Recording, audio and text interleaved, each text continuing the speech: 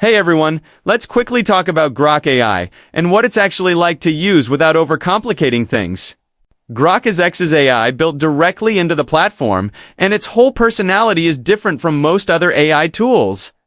It feels more casual, more opinionated, and way more plugged into real-time conversations.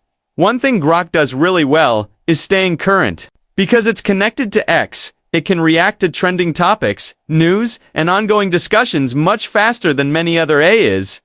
If you're someone who likes keeping up with what's happening right now, that's a big plus. It feels less like a textbook assistant and more like someone scrolling the timeline with you.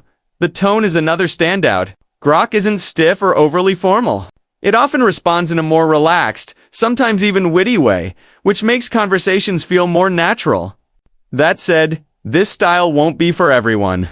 If you're looking for super polished professional responses, Grok can feel a bit too casual at times. On the downside, Grok isn't the best option for deep research or complex tasks. It's more about quick insights, explanations, and reactions rather than long-form analysis or technical work.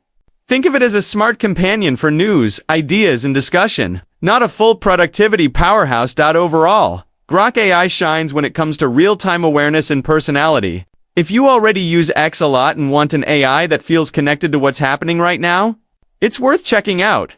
If you enjoyed this quick review, don't forget to like, subscribe, and comment what AI tool you want me to cover next.